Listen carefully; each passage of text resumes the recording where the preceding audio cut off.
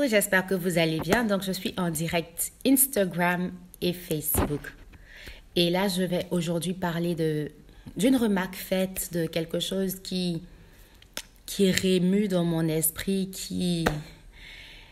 que je crois qui sera une bénédiction pour toi. Donc, c'est une vidéo de prise de conscience surtout, parce que combien de fois nous manquons d'entendre de Dieu par faute de se tenir en sa présence, raison pour laquelle j'ai intitulé cette vidéo les causes ou les conséquences du manque d'intimité avec Dieu.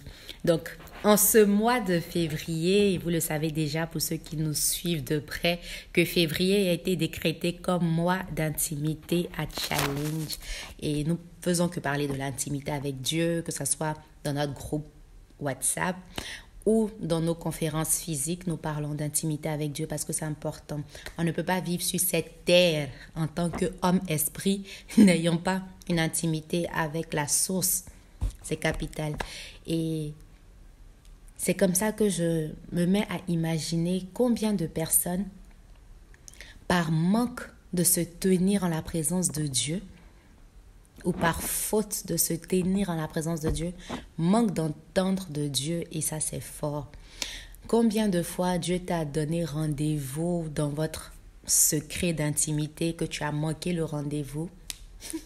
Ça nous arrive à nous tous, n'est-ce pas? Que tu as manqué le rendez-vous, c'est-à-dire tu t'es pas réveillé pour l'adorer ou pour te tenir en sa présence, pour méditer, pour faire ce qu'on a l'habitude de faire en la présence de Dieu.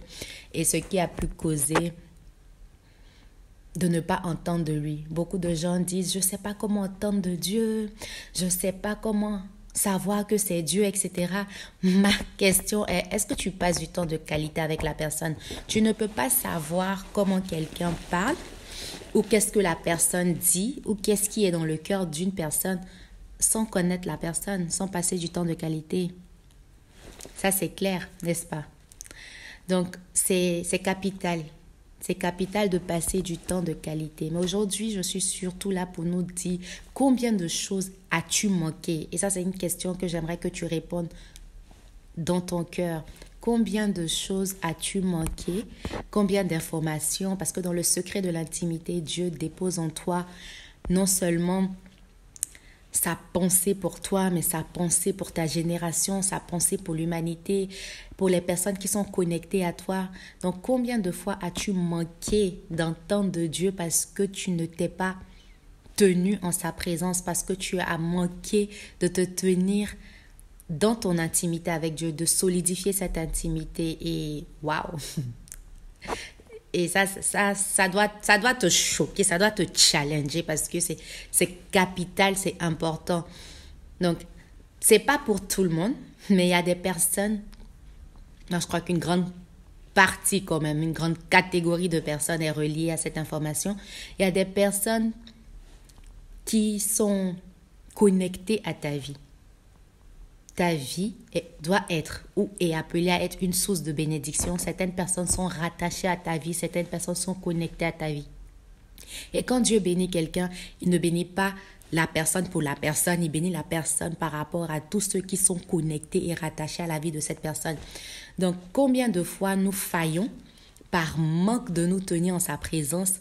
Ça disconnecte le processus parce que la parole que tu devais entendre non seulement pour toi, mais pour aussi ceux qui sont rattachés à ta vie, tu interromps ça à cause de quoi?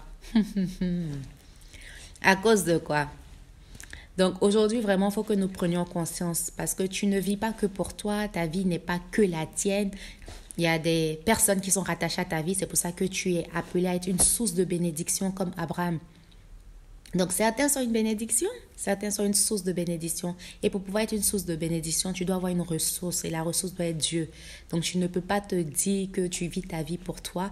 Non, tu vis ta vie pour toutes ces personnes que tu connais, que tu ne connais peut-être pas, qui sont rattachées à ta vie, rattachées à ton intimité avec Dieu, rattachées à tout ce que tu fais dans le secret de l'intimité. Et ça, c'est capital. Donc, est-ce que vous avez des questions par rapport à ça? Facebook, Instagram. Et pour toute personne qui nous prend en cours, je suis en train d'expliquer que c'est dommage comment en tant que sacrificateur, Jésus nous appelle des sacrificateurs, n'est-ce pas? En tant que sacrificateur, non seulement chrétien, tu es chrétien, d'accord, non seulement fils de Dieu, etc. Mais en tant que sacrificateur, tu dois chaque jour cultiver ton intimité avec Dieu. Tu dois chaque jour entretenir la flamme. Et non seulement ta vie est connectée à cette intimité, mais pour plusieurs, nous sommes appelés à être des sources de bénédiction. Et lorsque tu es une source de bénédiction, c'est Dieu qui doit te ressourcer. Lorsque tu es une source de bénédiction, tu dois rester connecté pour pouvoir cultiver cette intimité qui va avoir de bonnes répercussions dans la vie des autres. Mais si tu es déconnecté à cette intimité, ceux qui sont rattachés à toi, là, ils vont faire comment? Donc, ne vis pas que pour toi, pense aux autres aussi. Et c'est une pensée qui rongeait mon esprit parce que je me dis, ouh, donc à chaque fois que je ne me tiens pas en sa présence, à chaque fois que je ne cultive pas mon intimité parce que, ouais, il y a la paresse, il y a beaucoup de facteurs humains, qui est-ce que j'empêche d'entendre la parole de Dieu pour sa vie? Parce que d'autres personnes sont connectées. Qui est-ce que j'empêche d'entendre par ma faute, par mon manque d'obéissance, par mon manque de discipline? Quelqu'un attend. Et laissez-moi vous donner un cas récent, sans vraiment rentrer dans les détails. Hi from SA, how you doing? Donc, un cas récent, c'est... Pour ceux qui savent, je fais des podcasts. Et cette pensée-là nourrissait mon esprit, mais je n'osais pas nécessairement faire une vidéo par rapport à ça. Mais ce qui s'est passé avec le podcast m'a fait dire, waouh, si moi je comprends comme ça, je dois emmener d'autres personnes à comprendre parce que ce n'est pas nous qui vivons pour nous, c'est Christ qui vit en nous pour ceux que Dieu nous a connectés ou a connectés à notre vie. C'est ça, ça ne sert à rien de dire, bénis-moi pour ma génération, fais telle chose. Ok, maintenant qu'il est prêt à te bénir pour ta génération, tu fais quoi par rapport à ça? Tu dors? Tu fais quoi par rapport à ça? Non, il faut que tu t'éduques, il faut que tu te prépares. Il faut que la création qui attend ta manifestation doit te trouver prêt et prête. Ça, c'est important. Dieu travaille avec les gens qui se préparent. Avec les gens, il les qualifie. Mais quand on te qualifie là, quelle est la préparation que tu mets sur place? C'est important. Donc, par rapport au podcast, chaque jour, par la grâce de Dieu, je suis supposée non seulement faire des podcasts, mais envoyer des podcasts. Et parfois avec mon agenda occupé, du genre, ou même la paresse, je veux dire... Tu vois un peu qui se retrouve dans ce genre de situation où tu sais ce que tu dois faire, mais tu ne fais pas nécessairement ce que tu dois faire. Et voilà. Maintenant, aujourd'hui, par exemple, j'ai reposté le podcast. J'ai envoyé parce que les statistiques m'ont fait savoir que, comme d'habitude, beaucoup de gens écoutent, mais cette fois-ci, il y avait moins de gens. Donc, ça veut dire que les gens n'avaient pas eu le temps d'écouter. Donc, je renvoie avant de faire un podcast. Et quand je renvoie les retours, et dans les retours même, quelqu'un explique qu'au travers du podcast, il a donné sa vie à Christ. Je suis là du genre, waouh, hé Seigneur. Donc, et c'est pas la première fois, mais là, ça m'a plus choquée parce que, alors que mon esprit médite sur le fait que il y a des personnes qui sont connectées à nos vies, donc nous ne pouvons pas vivre comme nous voulons. Nous devons exécuter, nous devons nous rendre obéissants, nous devons marcher dans cette intimité avec Dieu parce que tu ne reçois pas que pour toi, tu es une source de bénédiction. Et ce message est à l'endroit de nous tous. Tu es aussi une source de bénédiction. On n'a peut-être pas la même cible ou la même sphère d'influence, mais chacun est influent. Dieu nous a créés pour être influents selon notre sphère. Chacun est influent selon sa sphère. Et les gens te regardent. J'aime bien dire ça. Les gens te regardent. Les gens t'observent. Les gens se demandent comment tu vis ta vie. Les gens aiment Dieu au travers de ce que tu leur montres. J'aime bien vous dire que vous êtes la Bible ouverte. La Bible continue d'être écrite. Donc, lorsque tu exécutes dans ton intimité avec Dieu, lorsque tu restes obéissant, lorsque tu cultives cette intimité, alors tu deviens une source de bénédiction. Source de bénédiction, là, c'est pas de proclamer ça, je reçois, je réclame et tout ce qu'on peut réciter là, ça n'a rien à voir. Source de bénédiction, c'est d'exécuter selon ce que tu reçois dans ton intimité avec Dieu. Et c'est capital. N'oublie pas que tes personnes sont rattachées.